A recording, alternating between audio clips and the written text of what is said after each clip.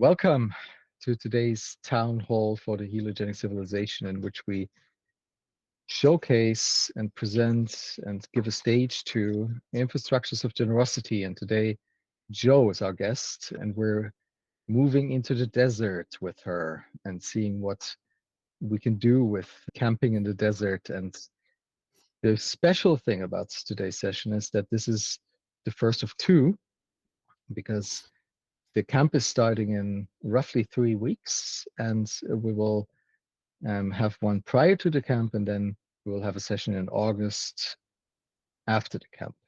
So we can do a recap together with Joe, and maybe us here in the call or listeners of this want to join during summer, because there are a lot of activities that are joinable. But Joe, you know so much more about that than I do. Why don't you take the stage and share with us what you're working on? And then we go into questions. Yes, thank you so much. Welcome, everybody. Pleasure to be here. My name is Joe. Some of you know me already, some not. Yeah, so I'm going to share with you a little bit about the Desert Project, as Thomas mentioned. It's called the Desert Transformation Lab, and it's the fourth edition of our annual regenerative gathering in the south of Poland, in a small anthropogenic desert between Kraków and Katowice. I'm going to share a little presentation as I speak, so you can imagine a little bit better, as this place is very particular. Let's see this mode of presenting. Okay, here we go. Yeah, I think we're going to go. Let me just quickly find where are the presentations. Okay, one is right here. Here we go.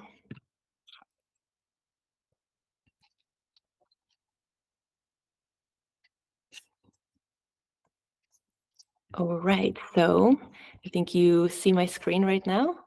Maybe you can just confirm. Yes. Yes. Yes. So, yes, this is the beginning of this short presentation that I'm going to share with you about the project. So this is, let's say, our imaginary realization of the desert oasis that we're going to be starting to build already in 2 weeks. Actually, we're going to start on the 21st of May. And let's see, I'm just having some little technical difficulties here. Just 1 second. How can I move this presentation? Okay.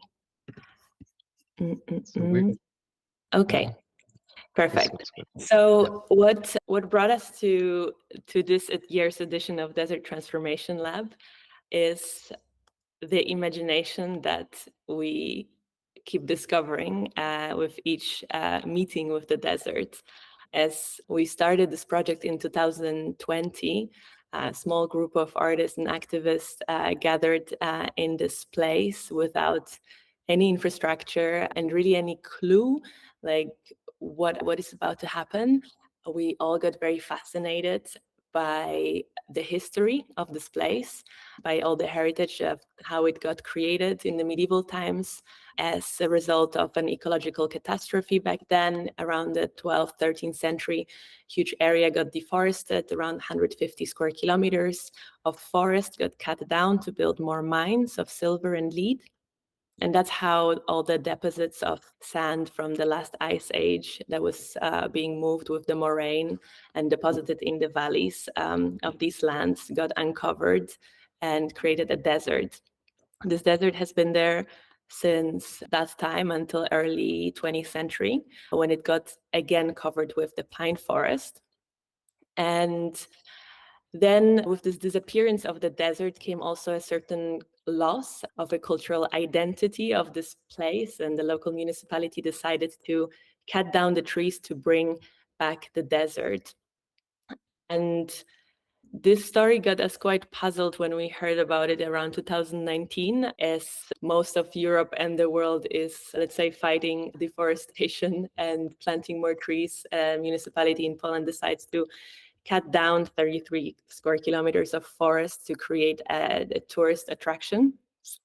And we saw an opportunity in this crisis of trying to showcase potential bright sides of this happening, and also to understand what is really the role of human in protecting of the ecosystems, because here it's very, let's say, divided, the opinions on whether it's a good thing to keep the desert, maintain the desert by constant deforestation, or whether it would be better to leave it alone and let it grow out.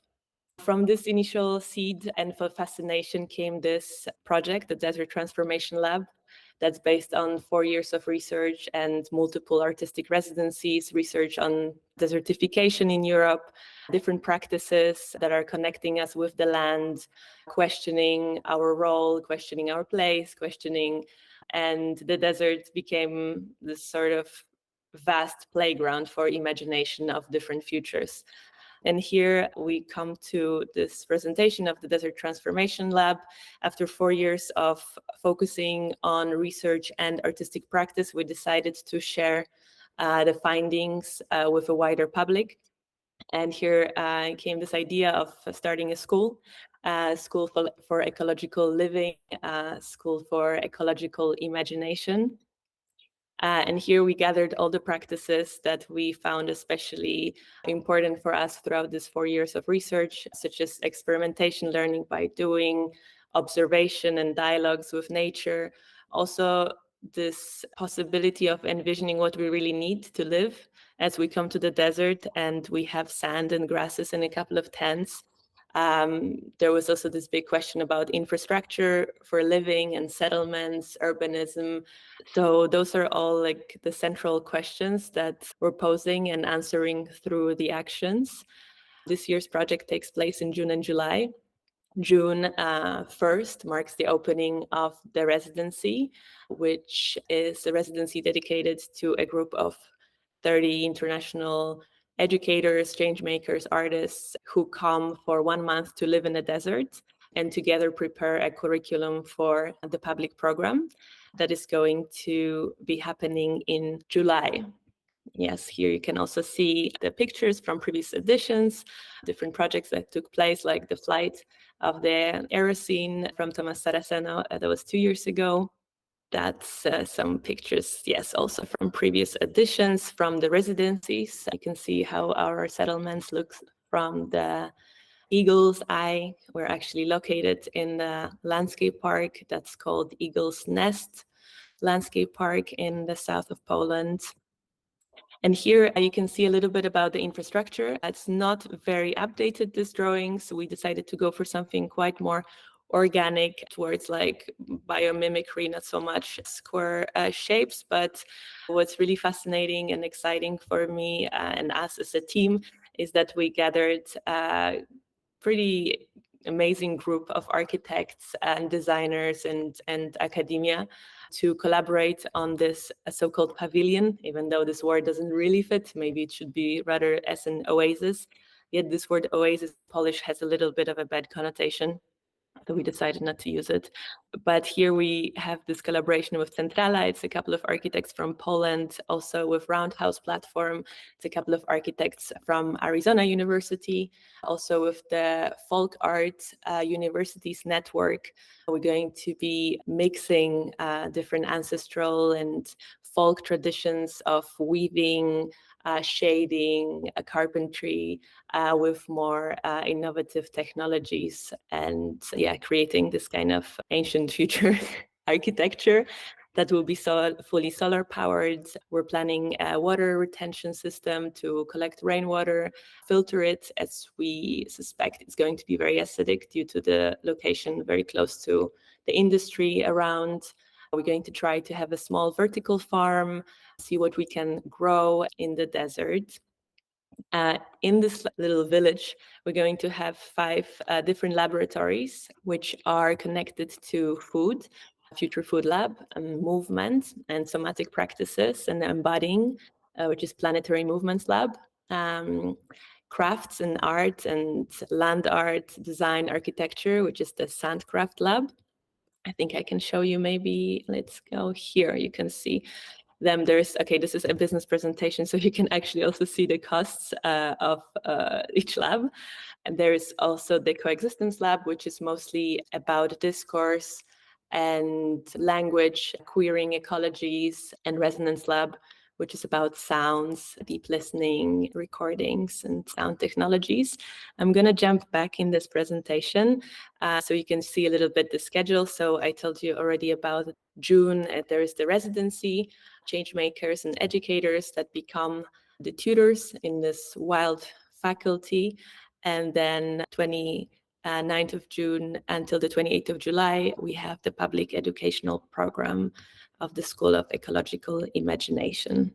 What else I want to tell you? Maybe that's nothing more from this presentation.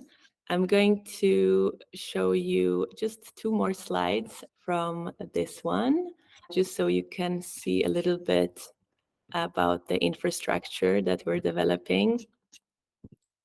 Here, this is a presentation done by the Roundhouse platform, which is Brendan and Naomi from Arizona University. We've been working with them since last 2 years. They came to the desert in 2022 for a program on, like, research program on desertification. And then back then they started to prepare this handbook of sand for an archaeology of surfaces and sand. Here I'm gonna go, yeah, well, here I can actually see where we are located, Błędowska Desert on the Polish map. And this is where we are. Those were some researchers of the sand lab on the materiality of sand. What can we do with this material? What kind of structures and dwellings we could build? Some workshops for sand casting, assembling. Then out of those first trials, we did an exhibition in Magdeburg. It was called Festival of Future Deserts, and some 3D modeling of different structures inspired by the tents and the topography of the land. And here, this is this year's project. We're focusing on water elements and how we can use the rainfall in the desert. And this is something we're planning to do as the main part of our infrastructure, which connects the very practical function of collecting the rainwater and also having a community forum, as sort of a stage for community gatherings. We also call it sometimes Future Generations Forum, because we want to voice out different voices of the future, of the past, kind of the same, and have this gathering place, also place for performances. The idea here is that we bring this infrastructure that is usually hidden, especially for people that live in the cities. We don't usually see, where our rain comes from and where it goes. And like, this is something we want to change in the consciousness of the people that are coming to visit us. So there will be a possibility to measure the water, to filter it, to maybe taste it, maybe at least use it for some other purposes. It's going to be an Adobe modular structure, going to be different shapes. And then there's also something like shade harvesting. The desert is very sunny. We need a lot of places to hide actually during the day. So this would be this is just a little prototype of a shade harvesting. And the strings that are using to make shade will be also strings of different data that we'll be collecting from the desert and different metabolic processes that will be happening there. So it's also meant to be a participatory structure that people can observe, but also add their data, and we can track different phenomena that are happening in the desert. Yes, so I think that's it when it comes to presenting. Thank you for watching it. Yes, maybe I can tell you a little bit what's going to happen during the public program and why are we doing this, why this is important for us.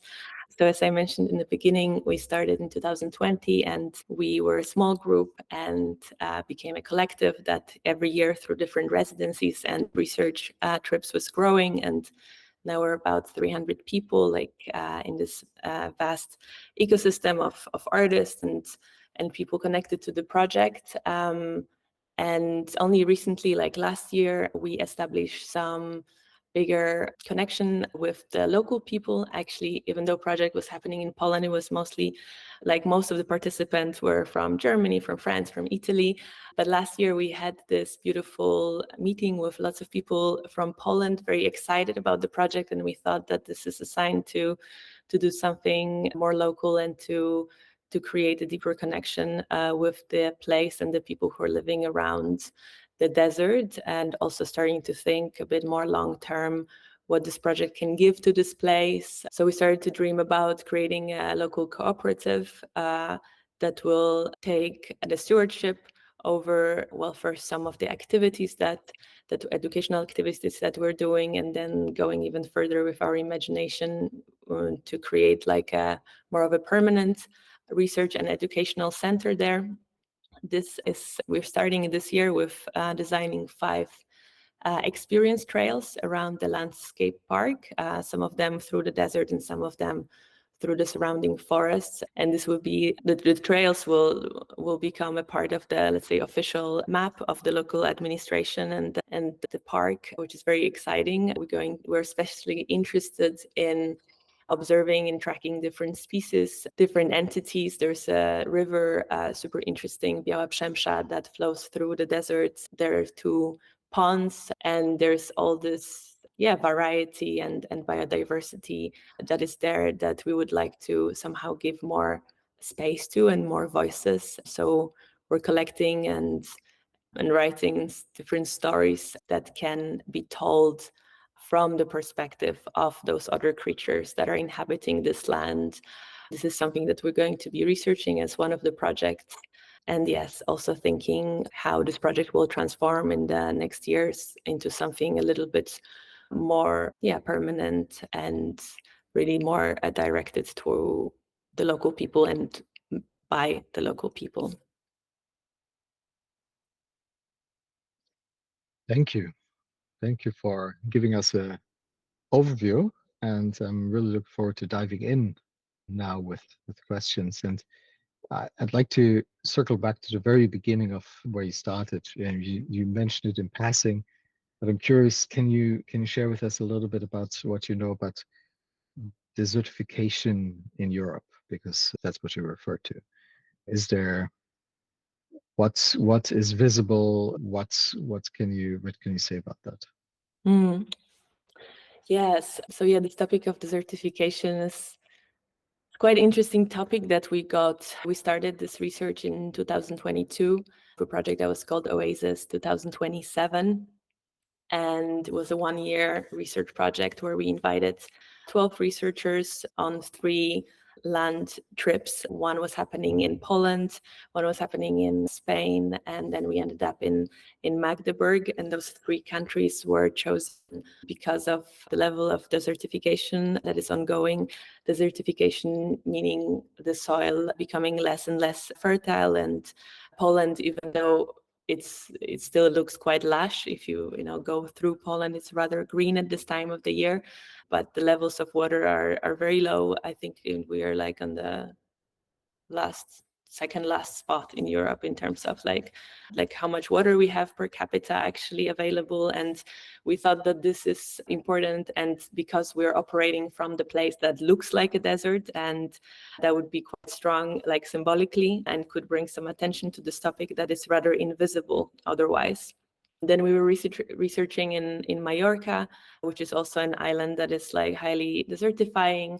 We were there mostly interested in meeting people who are actually working against desertification or having some practices that can help. So we've been collaborating with the farm that is producing a biochar, and we were looking closely at this research and just trying to understand, what are the practices, what can we do to help the soils. Yes, I feel like about desertification, I mean, way more could be said in this topic, let's say from the scientific perspective, which is maybe something I'm not like super comfortable speaking, as I'm definitely coming more from the artistic side.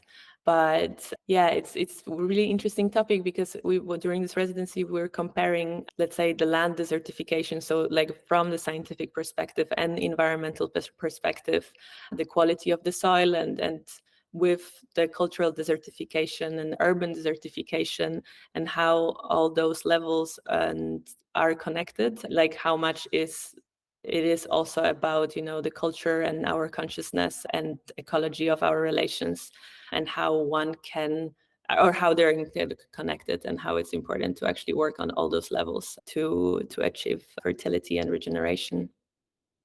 Mm-hmm. And you're inviting people from all over to participate, especially you're opening towards the end.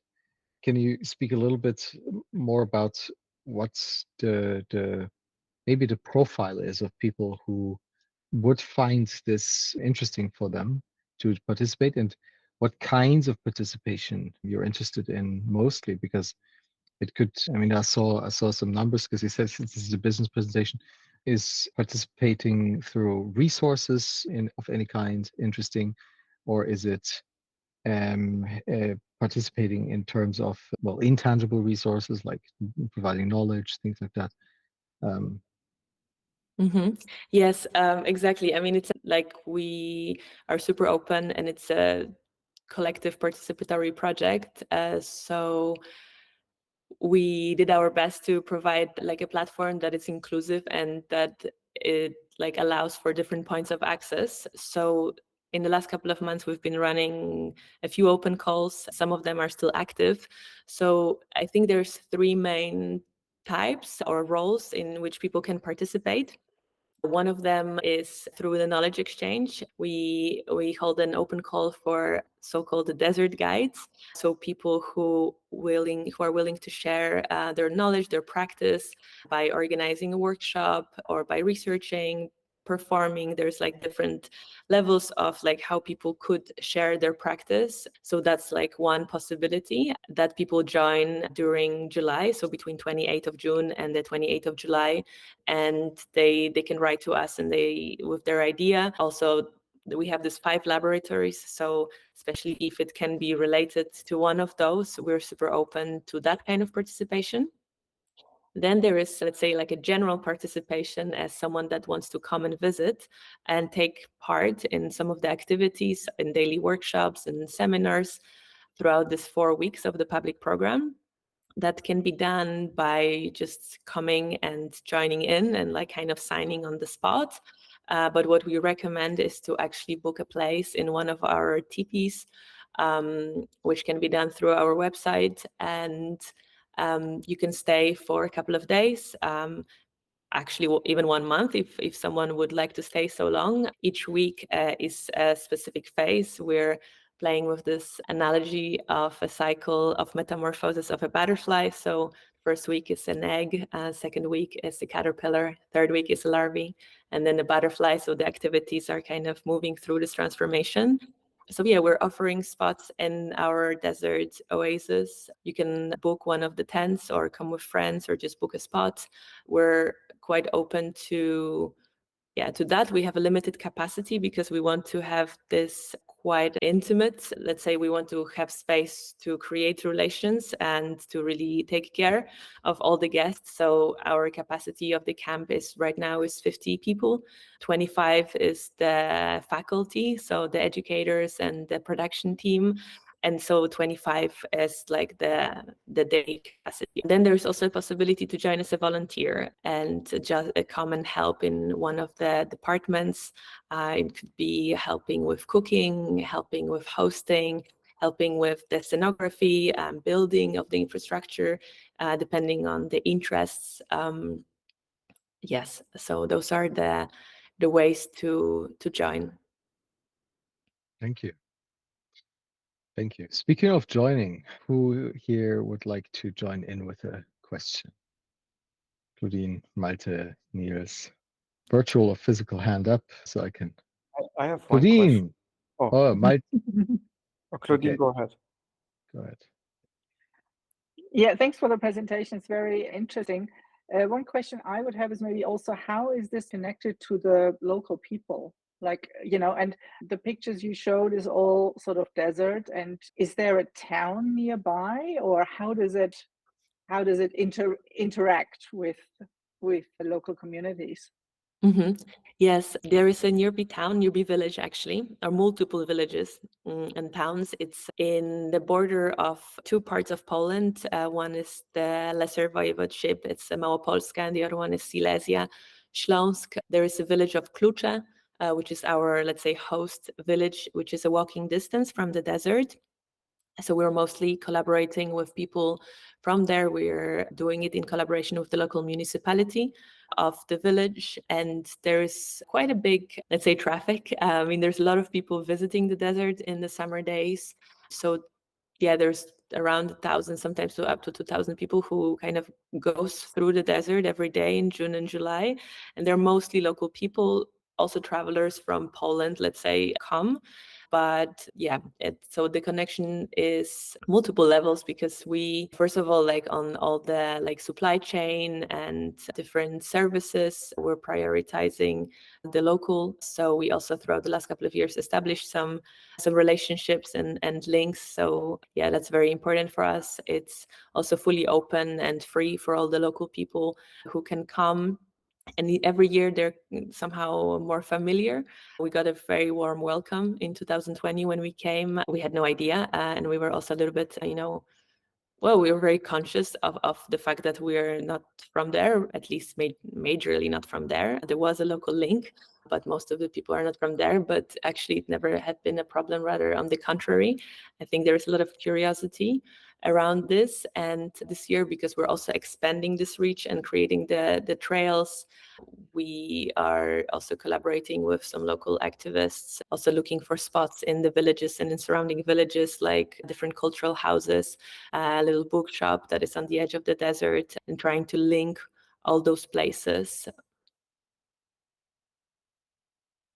Yes, we also have some more like national, let's say, collaborations with like nearby towns, because we're between Kraków and Katowice. Those are like the, let's say, major towns of Poland. And there we collaborate with a fine arts school in Katowice. So we have a student exchange. And also in Kraków, we're collaborating with one of the biggest theaters and cultural houses. So there's also a link to some towns, and sometimes we're on tour, let's say, like we're going and doing also side events to network and to link different places in Poland. So thank you. So, and but can I just, so from that, I gather that you are having there's a positive reaction towards what you're doing, or sort of generally. You don't Yes. have, because I mean, you mentioned earlier that they wanted to make this tourist thing out of it. So, I thought maybe there is some resistance then from other interest groups, but it seems it's all working quite well. Yeah, no, it seems good. And I mean, actually, personally, I find it super special and very grateful for this relationship, because even though, of course, there are some differences, between, let's say, our vision and maybe the exact direction where this is going, as a public land, but still there's a really big openness. And this like 5 years of working with the municipality that is evolving every year. We have, let's say, now this permission to do the experience trails, also potentially to leave some of the land art and start creating a park, a sculpture park. So there is, let's say, more and more openness each year, which gives us a lot of hope that we can actually somehow work together, like, beyond differences in that are also there. But I think this is also, real life, and it's very exciting to do something in a public place and somehow still be able to, find those points of common interest.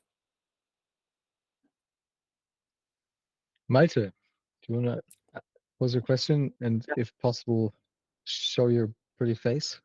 No, I'm undressing and changing, so I prefer not to. Yeah, my question is, are there similar projects somewhere else in the desert? And if so, what can we learn from other deserts who are doing similar things? Yeah, that's a great question. Like there's nothing.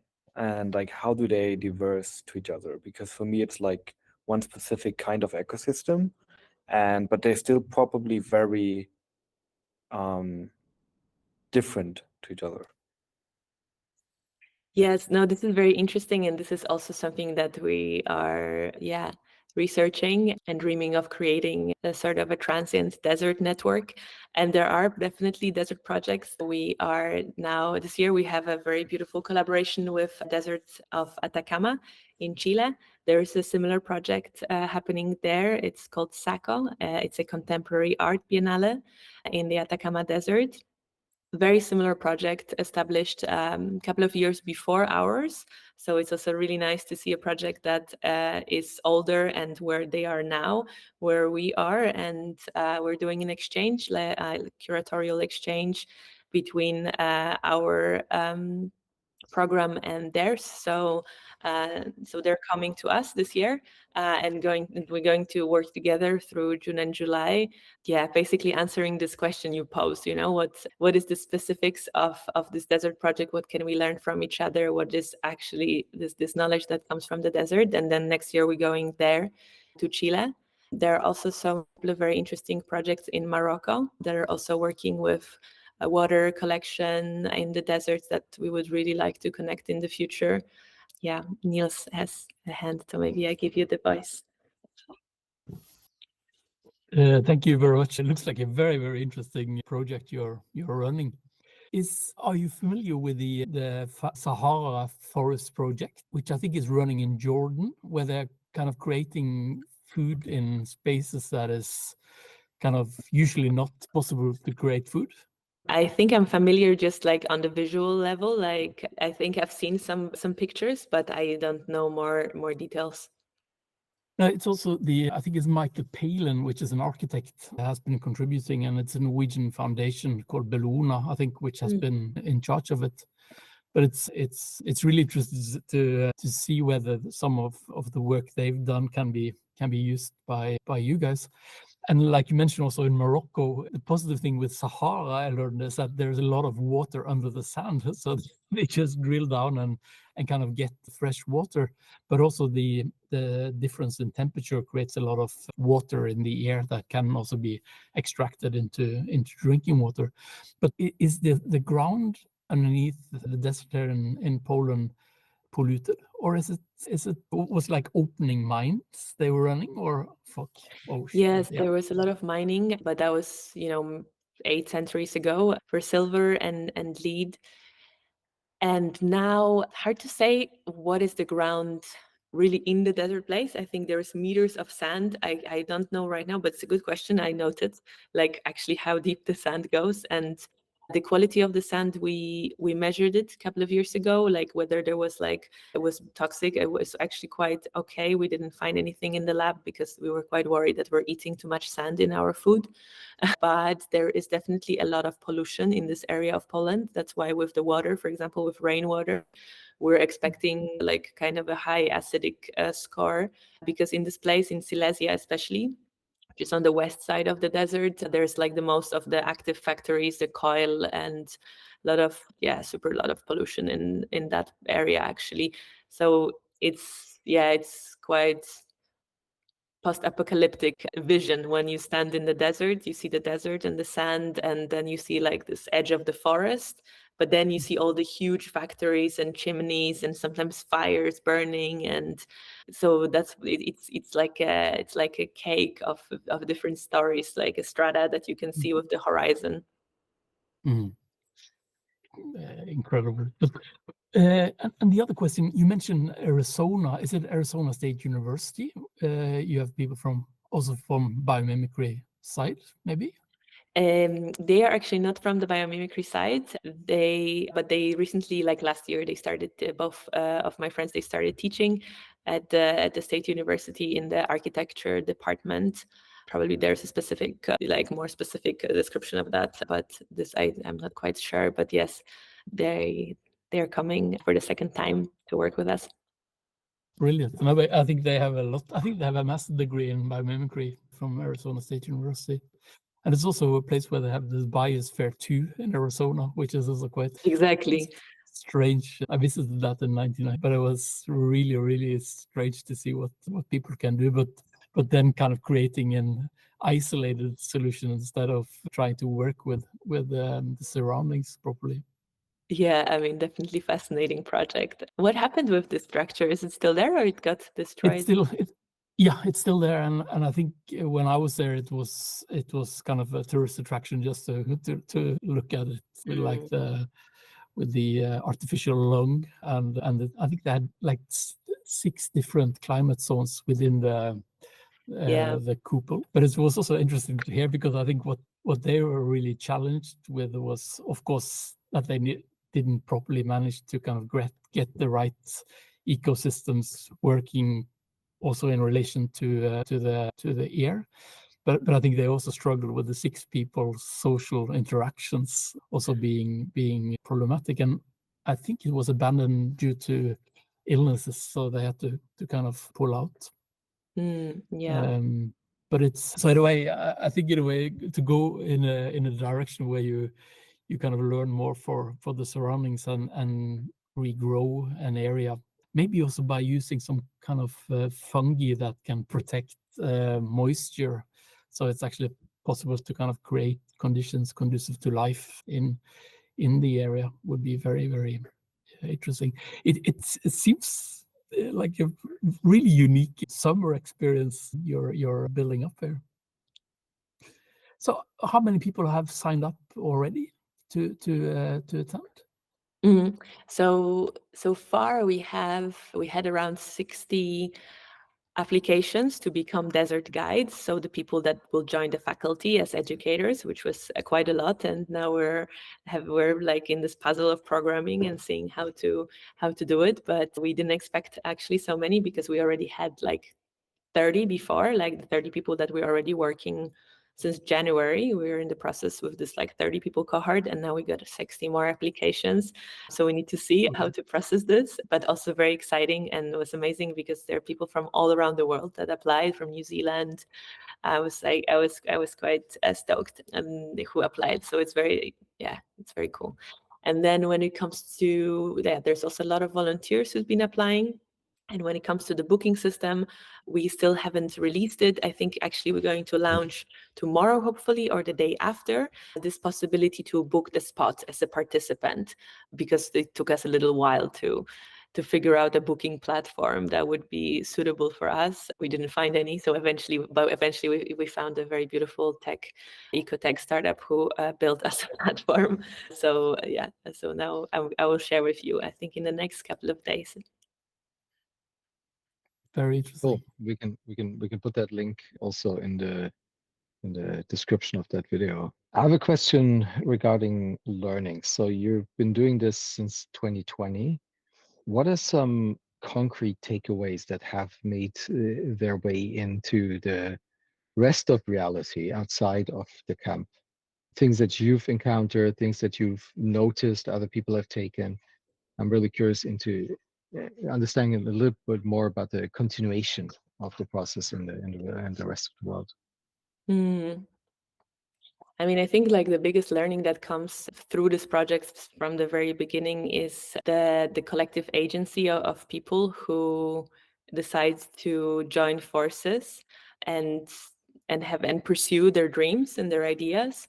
I think that's kind of the strongest learning on this level of knowledge and different practices that come from community. So I think that would be one thing that's really strong, because we see how every year from this project that starts in the desert, there's so many projects coming out of after that through different collaborations and through the network.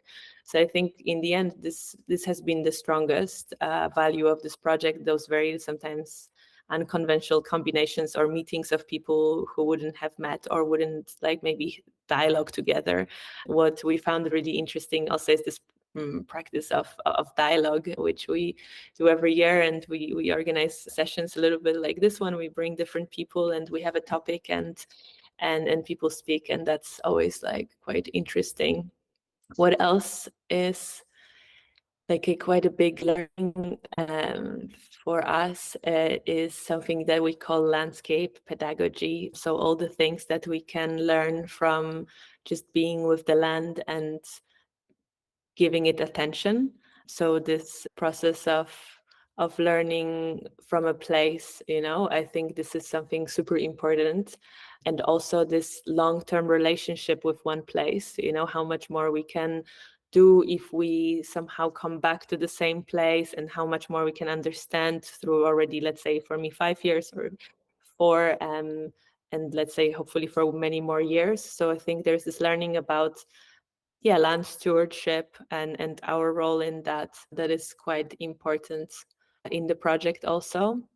I have a question around the first point, which is the collective agency. Collective agency, what do you do to nurture that and to direct that? Is it self-direct? Do you let potential directions emerge and then nurture one or two? Do you do that up front? How do you operate with this group of 50 people over the course of 2-3 months that are also changing in their composition constantly? I find that potential big challenge. So love to learn more about how you do that. Mm-hmm. Yeah.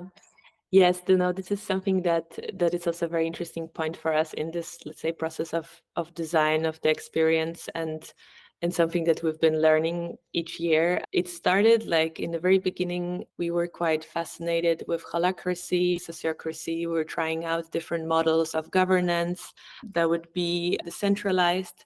So the project started from this place that we don't want to be like a classical, let's say, classically managed project, that we want to have this space for emergence. And so in the first 2 editions, we put a lot of effort into explaining different like models of decentralization, trying out some of them and failing, for example, with holacracy quite a lot, but also keeping the things that worked for us. And in the end, we just figured out the way of doing things that is based on trust and reciprocity mostly.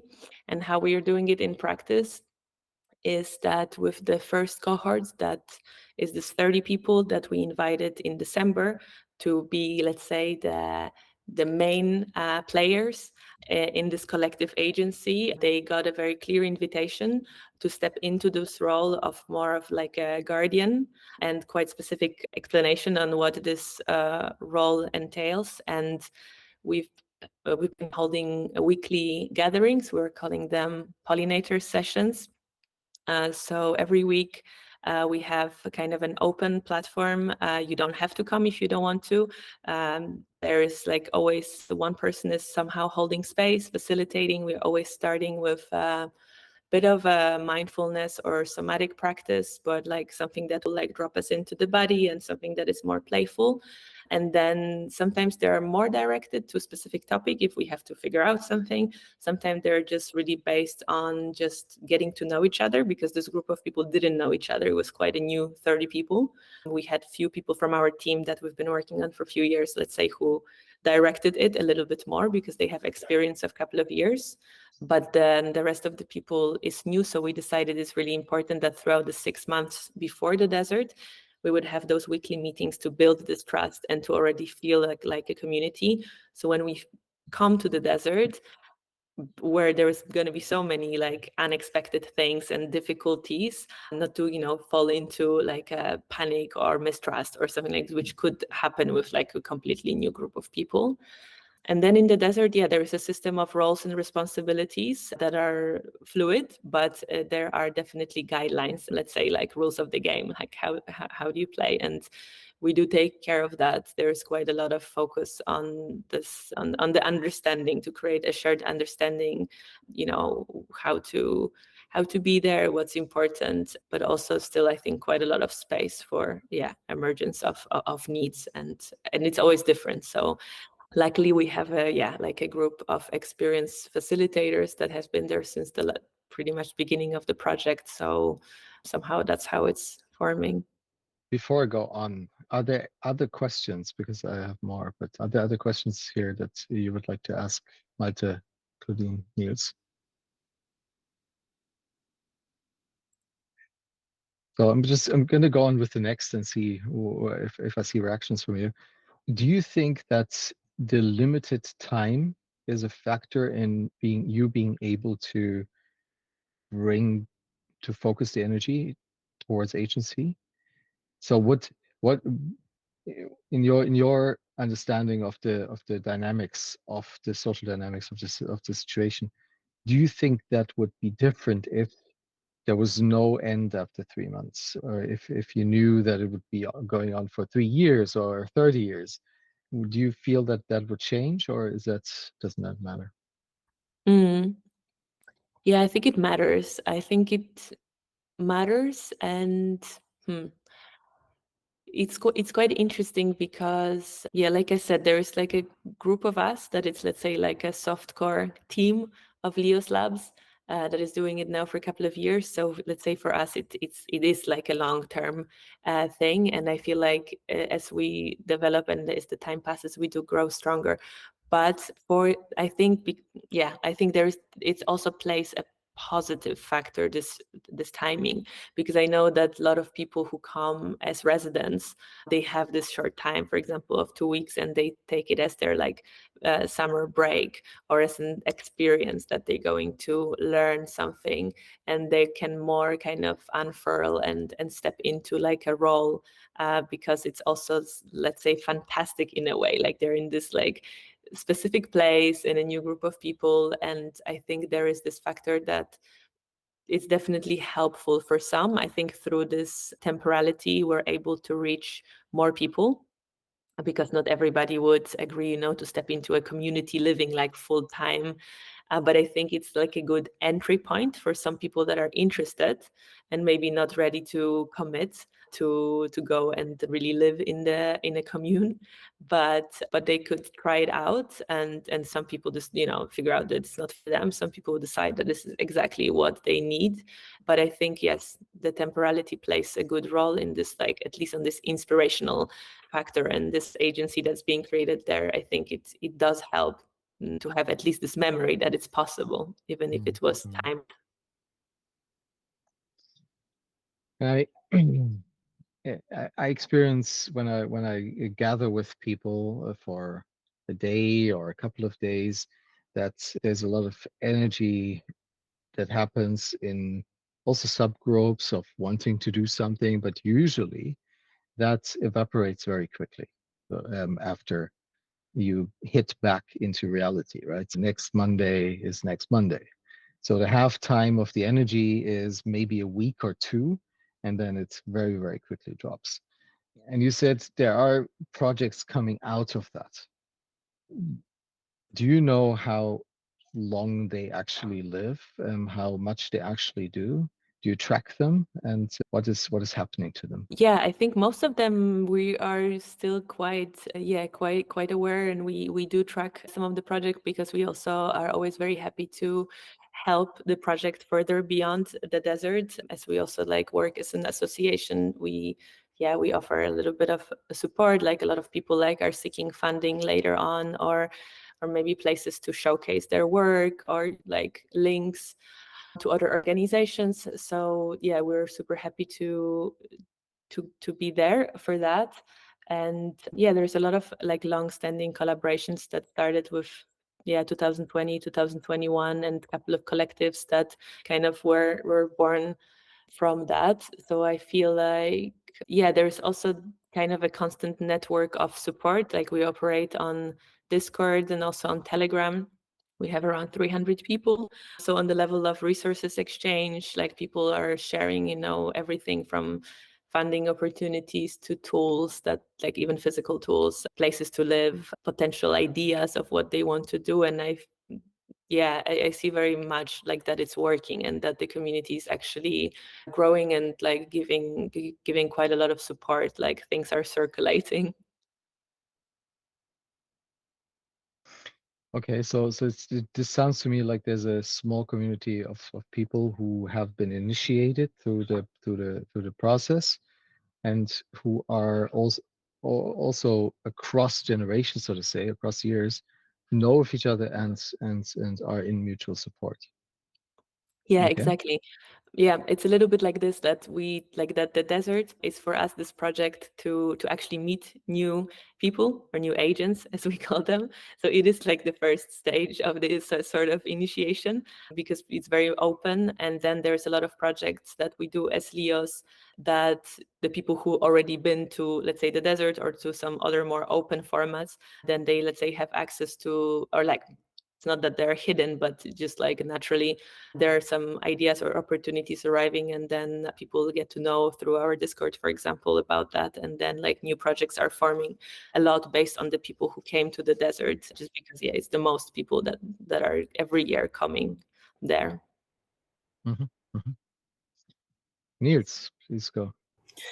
Now, I was just thinking while you were talking that maybe this could also be a very interesting connection to a previous session we had on decentralized autonomous organizations, DAOs, where maybe if that can be integrated in the desert activity, you kind of create the platform that can continue development also when people get back home and get back to their regular lives.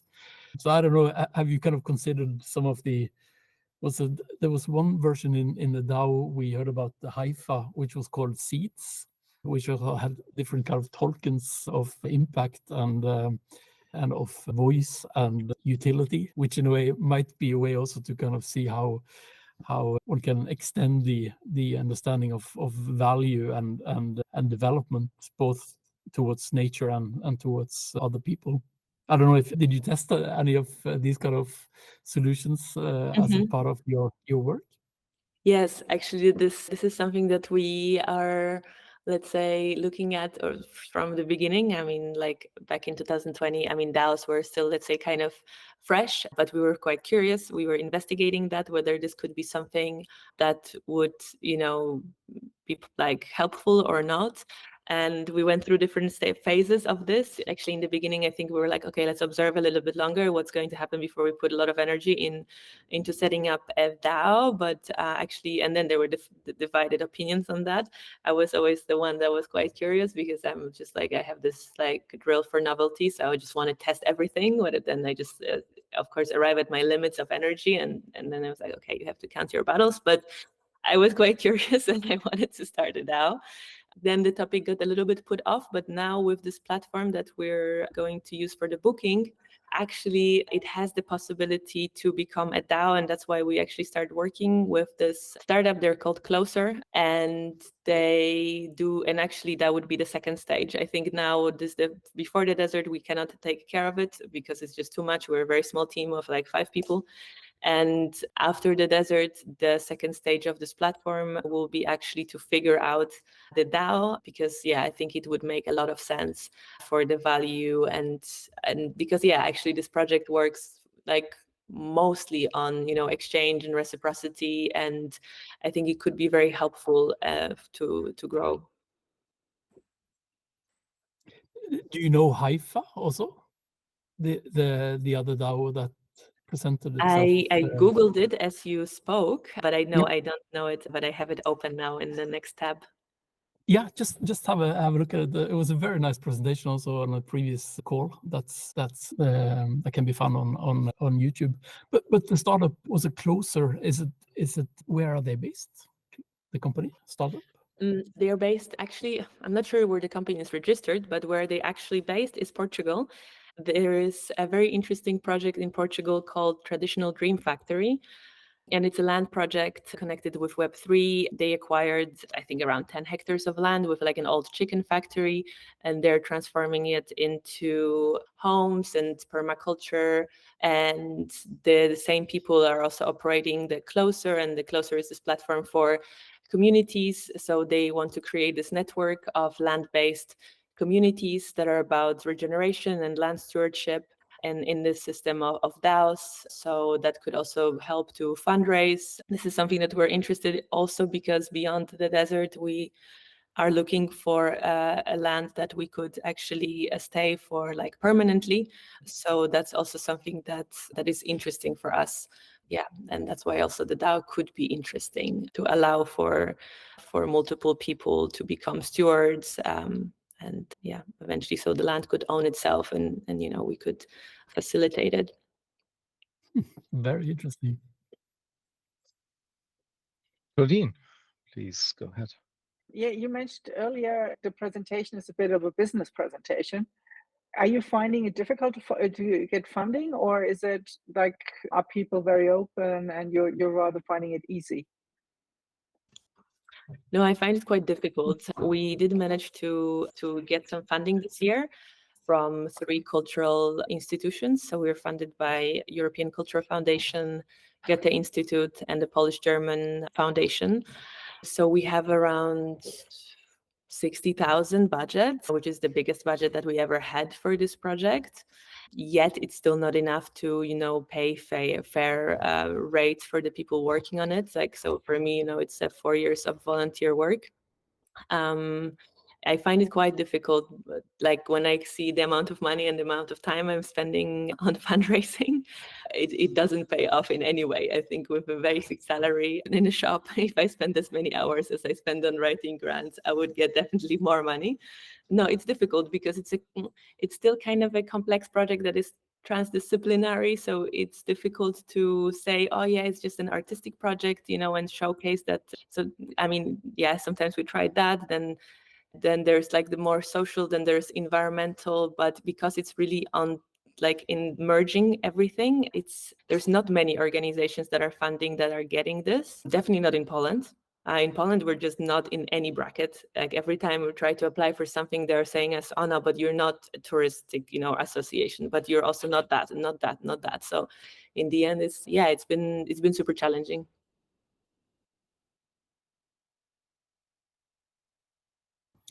One thing you might have a look at is that there is something called the EEA area support, which I think is both for democracy and cultural activities. It's in a way the membership fee Norway pays to the European Union in order to be a part of the economic area, but without being a member of the union. And I'm not quite sure how they decide which countries that are allowed to participate, but it's been very often some quite interesting grants, which I think can be released if you have like collaborations between different countries and get people involved. But like you say, it's really a hard work to kind of get funding and scholarships for activities. So I was kind of thinking maybe if there's a way to kind of create projects and activities that can also continue throughout the year, where in a way this is like the yearly basis for building connections, but the people collaborated and in a way paid something back to the ecosystems throughout the year. It would kind of make sense. So, but very interesting what you mentioned with the DAO and the Portugal last side, because there is probably a lot of things that can be done if one kind of manages to combine both the ecological side and the tech side in a more sustainable manner. So I'm just moving over to mobile because I need to continue online. So but I'll be with you, but not with the picture. So see you soon. To follow that theme, I'm wondering, I've started wondering a while ago about the question of directing money into projects that are clearly providing infrastructure as a bridge towards a new paradigm, like the one you're presenting today, and why it is so difficult. And to me, it seems that currently most money is bound in modern portfolio theory.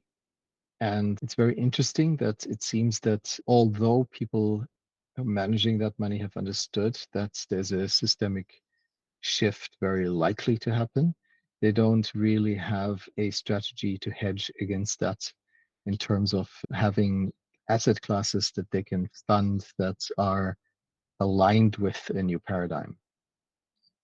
And that led me to thinking about something like what's called a regenerative portfolio theory, which revolves around the question of which forms of capital of the 8 forms of capital of Soloviev and Landua are you actually building. So this is so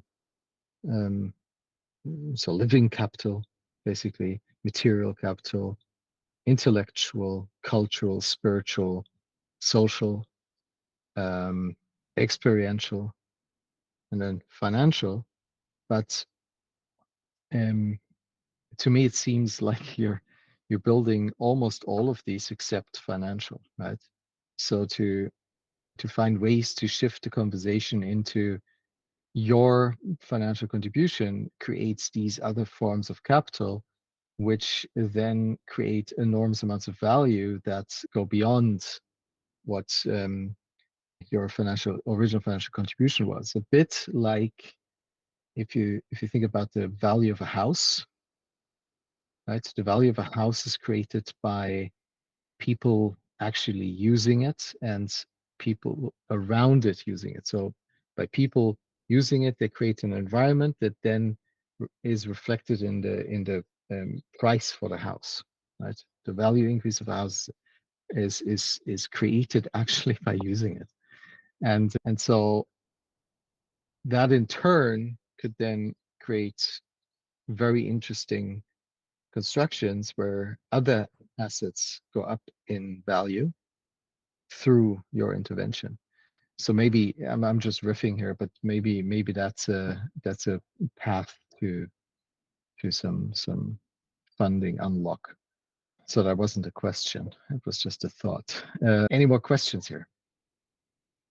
Yeah, also I don't have like a question, but I like the idea also maybe to track when you're doing your 2 months what actually pays in to which capital, like not scientifically, but just to get an idea, and so that we can start to make these arguments better and show what that actually means in practice, right? Because I mean, we can still, it's still rather abstract to talk about the 8 types of capital, but when you then sort of relate that to the workshop, and then this has happened, or then this other project emerged as a result, and that I would find that quite interesting. Also, maybe just for your small organizing team to start to play around with these ideas.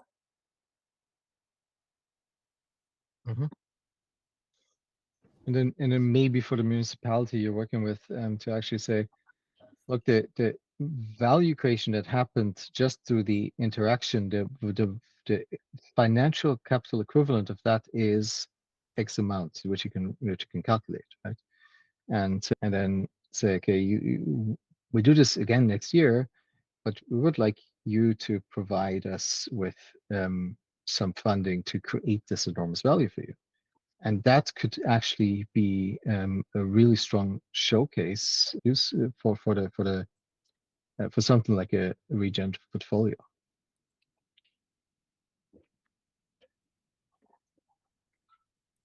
Yeah, and also, I mean, you mentioned earlier, like how the desertification, like of the soil, and how that relates to culture and urban. Mm-hmm. So and the capitals actually pay in on doing something about it, on the cultural and even the urban. If people take it home, the knowledge that they acquire. So but I think it will be important to start to show these effects these type of projects are having.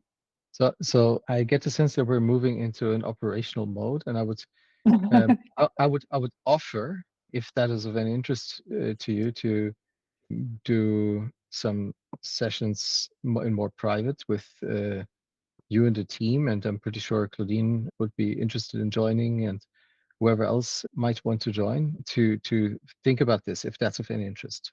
I would be super happy about that. Yeah, it would be amazing. I feel like, yeah, I could definitely, use some guidance in this topic. Yeah. Well, and vice versa. I think for us, it is, I'm speaking for Claudine and me, independently but together, it would be a very beautiful case to describe how this actually works, to see this in action. Yeah, cool. Yeah, that makes me very happy. Cool. Happy is a good place to end today's session, I think. Thank you so much for your time and for showing this to us on your only day in Berlin between Poland and Poland. Yeah. Taking that time, extra special. Thank you. And thank you everyone else also for being here.